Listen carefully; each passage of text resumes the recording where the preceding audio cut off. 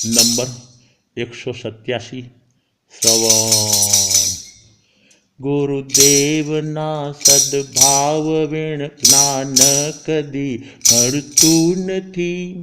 ગુરુદેવના સદભાવથી આ જ્ઞાન પણ મળતું નથી. ગુરુદેવના સદભાવથી આ જ્ઞાન પણ મળતું નથી. દાન હરહંમેશ માટે દાનેશ્વરી પાસેથી મળે છે, તેમ જ્ઞાન હરહંમેશ માટે આત્મિક અનુભવી ઓલિયા સંત તરફથી મળે છે. જ્ઞાની પાસેથી જ જ્ઞાન મળે, એ માટે જ્ઞાનીનો સંગ, જ્ઞાનીની સેવા, જ્ઞાનીની ઉપાસના આપણે આત્મલક્ષ્ય કરવી અત્યંત જરૂરી છે. સદગુરુનો યોગ અને પોતાને પામવાની રુચિનો સદભાવ હોય તો ગુરુના યોગે અને પોતાના સમ્યક પુરુષાર્થે જરૂર જીવ જ્ઞાનની પ્રાપ્તિ કરી શકે છે. બાકી જ્ઞાની ગુરુનો યોગ મળે, પરંતુ પોતાને પામવાની રુચિનો જો અભાવ હોય તો ગુરુના અનેક ઉપાયો હોય ને છતાં જીવ પામી શકતો નથી. સદગુરુના સુવચનને સ્વીકાર કરી સાધક પોતે પોતાના તરફ વળે તો જ પામે, અન્યથા અનેક ઉપાય પામવું અશક્ય છે. સંદેશ. શ્રવણે નાણે વિનાણે ભગવતી સૂત્ર. શ્રવણથી સમજ આવે છે, સમજ પછી સ્વીકાર થાય છે, સ્વીકાર પછી પાલન થાય છે, અને પાલન કરવાથી પ્રગતિ થાય, અને પ્રગતિ થાય એટલે પૂર્ણતાએ પમાય. અનેક બાબતોના શ્રવણો સુલભ છે, પરંતુ નીચ આત્મતત્વના સ્વભાવને દર્શાવનાર એવા સદગુરુની વાણીનું શ્રવણ દુર્લભ છે. આત્મ સ્વભાવનું શ્રવણ દુર્લભ છે. આત્મતત્વને સમજાવનાર સદગુરુની વાણીનું કદાચ શ્રવણ મળી ગયું, પરંતુ જીવનમાં ફળે ક્યારે? સંભળાવનાર શ્રી સદગુરુ પરમાત્મા પ્રત્યે શ્રોતાની ભક્તિભાવનો સદભાવ હોય ને, અને ભાવ વિભોર બનીને સાંભળવામાં આવે ને, તો આ શ્રવણ ફળે છે. આ બાબતમાં શુશ્રુષાએ પડી સુણે આગમ સાક્ષી આપે છે. સદગુરુની સેવા ભક્તિ પહેલાં છે, શ્રવણ પછી છે. અરે શ્રવણ પહેલાં છે, સમજ પછી છે. સમજ પહેલાં છે, સ્વીકાર પછી છે. સ્વીકાર પહેલાં છે, સફળતારૂપ સિદ્ધિ પછી છે. સદગુરુની સેવા ભક્તિ એ કારણ છે, તો શ્રવણ એ કાર્ય છે. શ્રવણ એ કારણ જો બની જાય છે, તો સમજ શક્તિ એ કાર્ય બની જાય છે. સમજ એ જો કારણ બની જાય તો સ્વીકાર એ કાર્ય છે. સ્વીકાર એ જો કારણ છે તો સિદ્ધિ, આત્માની વિશુદ્ધિ, સ્વભાવની શુદ્ધિ એ કાર્ય બની જાય છે. કારણ વગર કાર્ય કોઈ દી બનતું નથી. કારણના સેવનથી જ કાર્ય બને છે. જે પ્રકારનું કારણનું સેવન કરવામાં આવે, કાર્ય એ પ્રકારનું જ બને છે. સદગુરુ પ્રત્યેના ભક્તિભાવ વગરનું શ્રવણ એ પોતાના જીવનમાં શ્રવણરૂપ બનતું જ નથી, અને એ શ્રવણ નથી. વક્તા એવા સદગુરુદેવ પ્રત્યે અનન્ય બહુમાન, અનન્ય અહોભાવ, અરે અનન્ય ભક્તિ હોય, અને આત્મભાવના શ્રવણ સમયે પોતાનો ઉમંગ અને ઉલ્લાસ ભાવ હોય, તો સમ્યક શ્રવણથી સમ્યક જ્ઞાનની પ્રાપ્તિ અવશ્ય થાય છે. એમ આગમકારો કહે છે. આપણે શ્રવણ તો ઘણું કર્યું છે, છતાં જ્ઞાન કેમ ન થયું? થયું છે? ના, નથી થયું. તો શું આગમ ખોટા છે? તો કે ના, આગમ ખોટા ન કહેવાય. આગમ સંભળાવનારા સદગુરુદેવ ખોટા છે? તો કે ના, એને પણ ખોટા કેમ કહેવાય? ન આગમ ખોટા કહેવાય, અથવા આગમ અનુરૂપ જીવન જીવતા સદગુરુને ખોટા કેમ કહેવાય? તો પછી પોતાની બુદ્ધિની ખરાબી સમજાય. ખરેખર તો વિધિ વગર સિદ્ધિ નથી. સમ્યક શ્રવણ સમ્યક વિધિથી થવું જરૂરી છે. બહેનોને રસોડામાં માત્ર સામાન્ય રસોઈ કરવાની હોય તો રસોઈ કરવામાં દરેક વિધિ સૌ પ્રથમ જાળવવી તો પડે જ. સામાન્ય બાબતમાં જો વિધિનું આટલું બધું મહત્વ છે તો આત્મિક શ્રવણ એ તો સૌથી ઉચ્ચ કોટીનું કાર્ય છે. એમાં વિધિ વગર કેમ ચાલે? વિધિ માટે બહુમાન હોવું જરૂરી છે. બહુમાન માટે આંતરિક શ્રદ્ધા થાય તો જ વિધિનું બહુમાન આવે. યથાતથ્ય ભાવે વિધિપૂર્વક શ્રવણ થાય તો જ સમ્યક જ્ઞાનની પ્રાપ્તિ થાય છે. શ્રવણ કરવા આવનાર ભિન્ન ભિન્ન અપેક્ષાએ આવે છે, માટે સાંભળવા છતાં જ્ઞાન થતું નથી. માત્ર આત્માના વિકાસ માટે આત્માની શુદ્ધિની ધૂન હોય ને તો જ સદગુરુ પાસેથી કરેલા શ્રવણનું પરિણામ આવે. શ્રવણ કરવા માટે દ્રવ્યથી માનવનો ભવ તથા પંચેન્દ્રિયની પૂર્ણતા હોવી જરૂરી છે. ક્ષેત્રથી આર્યક્ષેત્ર, કાળથી અર્શણી કાળના ત્રીજા ચોથા પાંચમો આરો ચાલતો હોવો જરૂરી છે. અને ભાવથી શ્રવણ કરનાર જીવનું મોહનીય કર્મ મંદ પડેલું હોવું જરૂરી છે. આરંભ અને પરિગ્રહ જેને રૂચે છે તેઓનું મોહનીય તીવ્ર ઉદયમાં છે. તેઓ શ્રવણ કરે છતાં સવડા અર્થ ન લેતા પ્રાય અવડા અર્થ જ લે છે.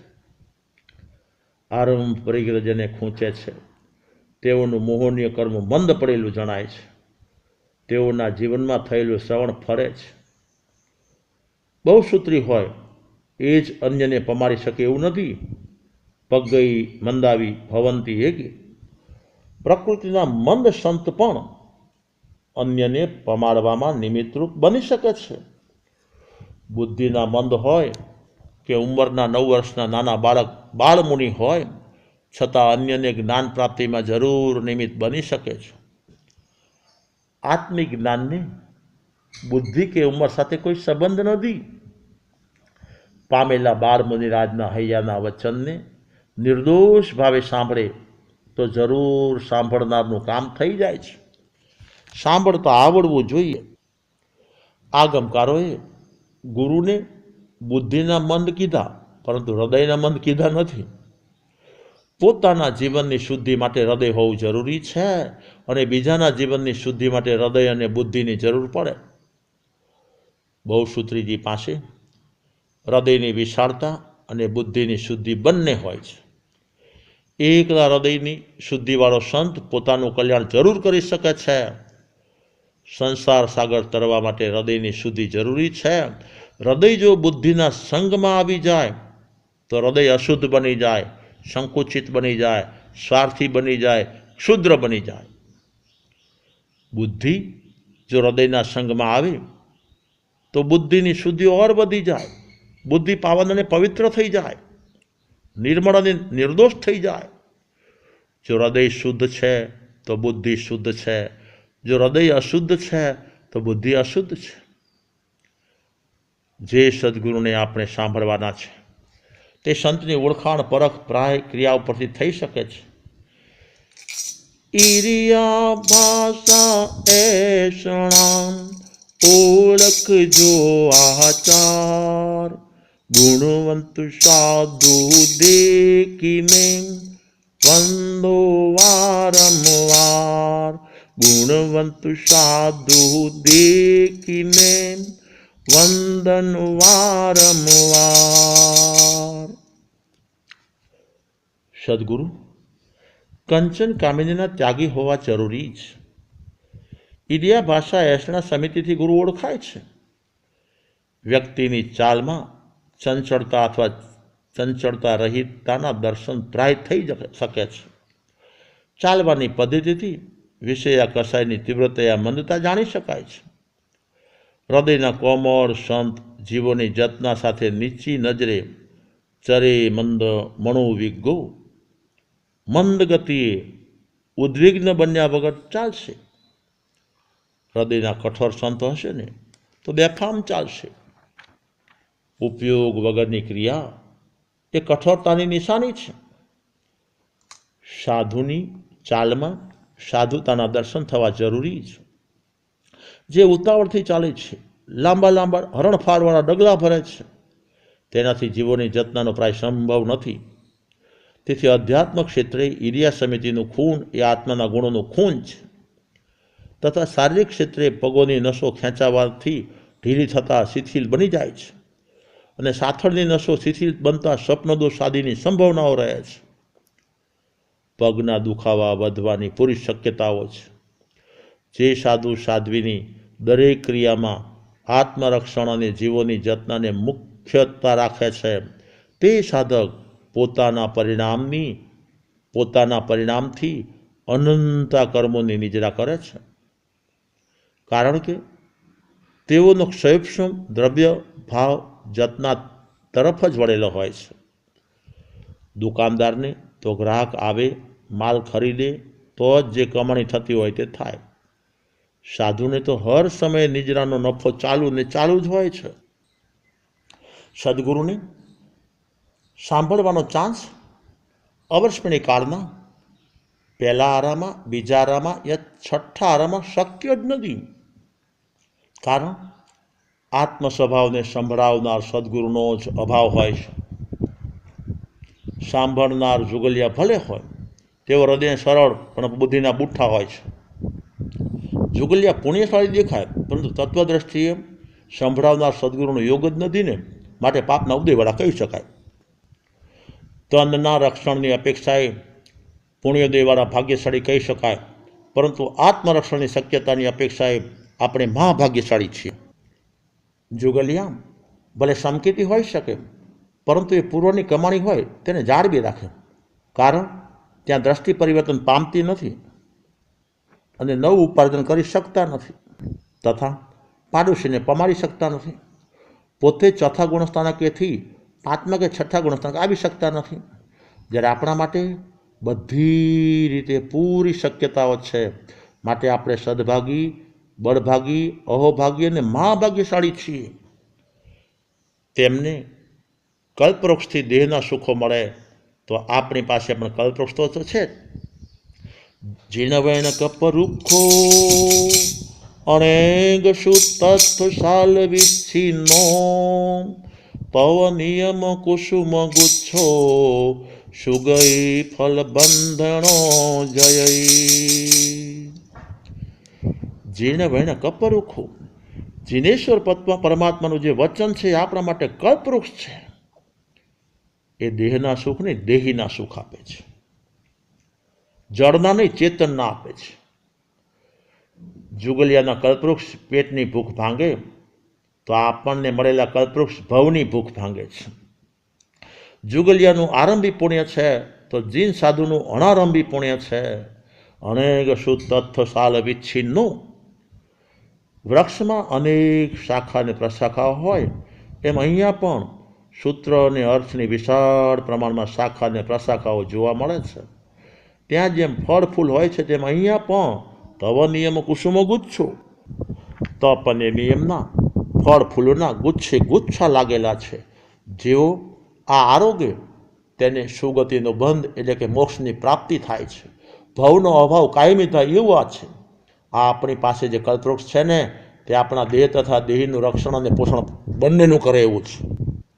પરમાત્માની વાણી સાંભળતા સમયે જે શ્રોતાનો ઉપયોગ આંખથી માત્ર સંતના દર્શન કરે, કાનથી માત્ર સાંભળવામાં સતત ઉપયોગ રાખે, તે જ શ્રોતા સાંભળવાનો અધિકારી છે.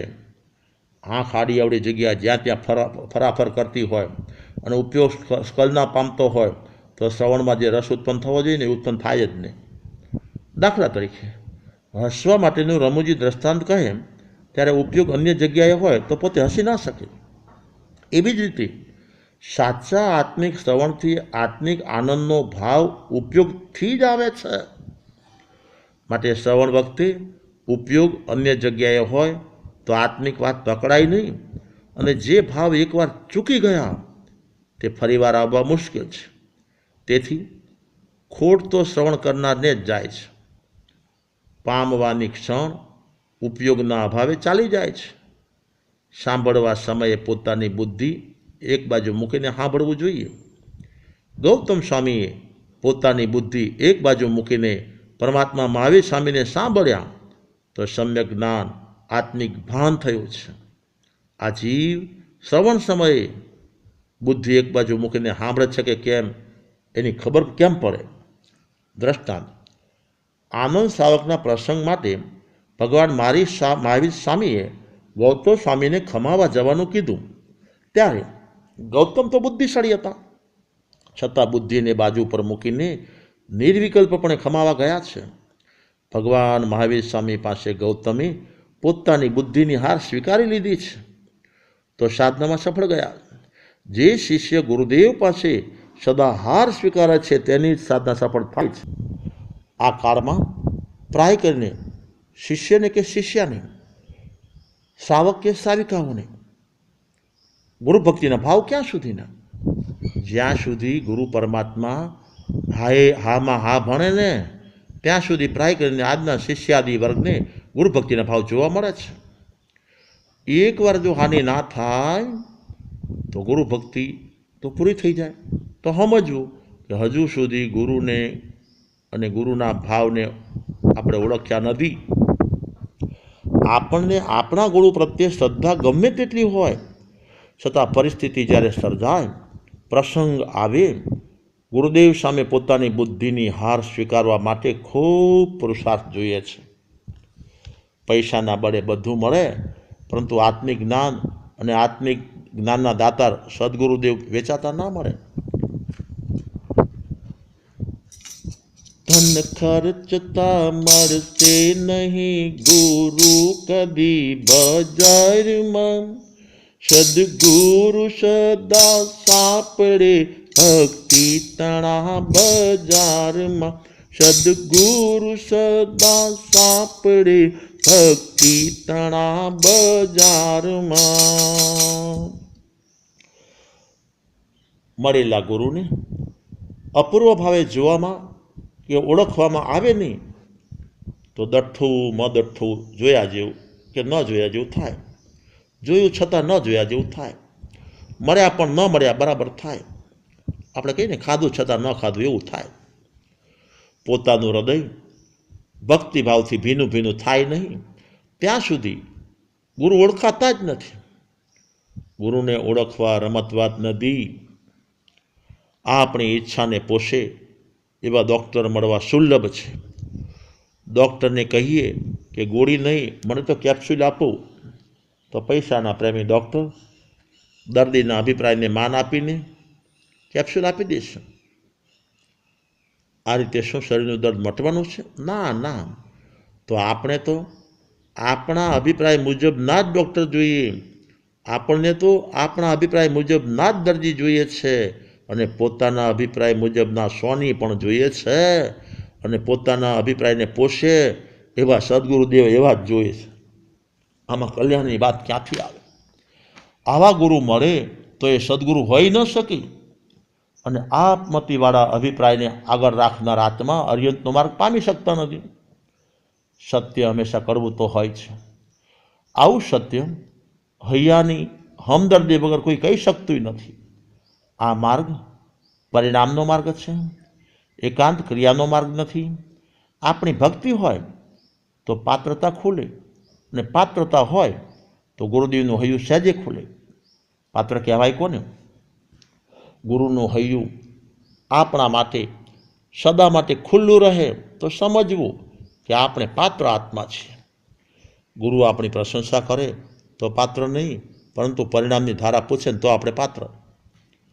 દાખલા તરીકે ગુરુદેવ માટે સદા અનુકૂળ ગોચરી લઈને આવ્યા. એ સમયે પ્રશંસા કરતા ગુરુદેવે કહ્યું, તમે તો બહુ લબ્ધિધારી છો, પુણ્યવાન છો. એમ કહે ને તો આપણે પાત્ર છીએ એમ નહીં, પરંતુ ગોચરી સમયના પરિણામ કેવા રહ્યા.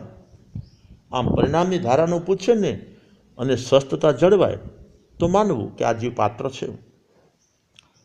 પ્રાય કરીને અપાત્ર આત્માના પુણ્યની પ્રશંસા અપાત્રને પ્રિય લાગે છે અને પરિણામની ધારાનું પૂછે તો મન ભાંગી જાય છે. પાત્ર જીવ હોય, હળુકર્મી આત્મા હોય ત્યાં ગુરુદેવ પરિણામની ધારાની પૃચ્છા કરે. જ્યાં હૈયાથી હૈયું મળેલું હોય ત્યાં જ વ્યવહાર આ સાધના શક્ય છે. ગુરુ અભિપ્રાય સામે જે શિષ્ય વિકલ્પ કરે તેવા પાત્ર સમજવું. શિષ્યના વિકલ્પોની જાળ ગુરુના હૈયું કાયમી બંધ કરાવી દે છે. માર્ગ પામેલા ગુરુ પરમાત્માને વિકલ્પોની જાળવાળા શિષ્યો પરવડતા જ નથી. તળેટીમાં આટા મારે તેને પડવાનો ભય ન રહે, પરંતુ જે શિખર ઉપર પહોંચી ગયા છે ને તેને સાવધાનીની જરૂર વધારે છે. જરાક અસાવધાન થાય તો સીધો નીચે પડે. તળેટીવાળાને ફેરિયાને કમાણી ઓછી, નુકસાને ઓછું. શિખર ઉપર કમાણીએ વધારે અને નુકસાને વધુ છે. સંયમી આત્મા પાસે કમાણીના સ્થાન વધુ પ્રમાણમાં અને ઊંચા પણ છે. સંયમીની કમાણી એટલે પરિણામની શુદ્ધિ અને વિશુદ્ધિ. આ માટે દરેક કાર્યમાં પોતાનો ઉપયોગ ઉદયના ઘરમાં નહીં પરંતુ ક્ષયક્ષમના ઘરમાં રહેવો જોઈએ, સ્વભાવના ઘરમાં રહેવો જોઈએ. સાધકની સમાધિ ઉદયના ઘરની નહીં, ક્ષયક્ષમના ઘરની સમાધિ હોવી જોઈએ, સ્વભાવના ઘરની સમાધિ હોવી જોઈએ. ઉનાળાના સમયમાં ગોચરી જતા કલાક ફર્યા પછી માંડ માંડ ઝાડનો છાંયડો મળ્યો, હાશ થયું, સમાધિ, શાંતિ મળી. આ પુણ્યોદયના ઘરની છે. તેનું આકર્ષણ સાધકને ન હોય. ગોચરી દરમિયાન જે શુદ્ધ એસનાપૂર્વક ગોચરી કરી જતા આવતા ઇરિયા સમિતિનું પાલન કર્યું, લાવ્યા પછી પણ રાગદ્વેષનો અભાવ રાખ્યો, વાપરતા સમયે પણ રાગદ્વેષ ન કર્યા તથા અકર્તૃત્વ ભાવ અને લાભોથી ન મજ્જે જા, અલાભોથી ન સોએ જા. લાભથી મને હર્ષ નથી અને અલાભ થયો તો મને કોઈ સુખ નથી. આવું સાધકનું જીવન હોય તો ક્ષયક્ષમના ભાવની સમાધિ કહેવાય. જ્ઞાન અરૂપી છે, એનું આગમન દ્વાર પણ અરૂપી છે, એનું જોડાણ પણ અરૂપી છે. પાણીનું જોડાણ રૂપી છે, આગમન દ્વાર પણ રૂપી છે. બધું જ રૂપી રૂપીને રૂપી છે, કારણ કે પાણી પોતે જ રૂપી છે. રૂપીનું જોડાણ રૂપી સાથે, અરૂપીનું જોડાણ અરૂપી સાથે. રૂપીનું જોડાણ કોઈ કારણસર તૂટે તો રેણ પણ કરી શકાય. અરૂપીનું જોડાણ તૂટે તો અબૂજ જીવને ખબર ન પડે. એકવાર સમ્યક જોડાણ ગુરુ પરમાત્માના હૈયાના તાર સાથે થઈ જાય પછી શિષ્યો દ્રવ્યથી ગમે એટલા દૂર વિચરતા હોય ને છતાં જ્ઞાનનો પાવર ચાલુ જ રહે છે. જેમ ઇલેક્ટ્રિક પાવર હાઉસ સાથે એક વખત ઇલેક્ટ્રિકનું કનેક્શન જોડાઈ ગયું પછી પાવર સતત મળતો જ રહે છે.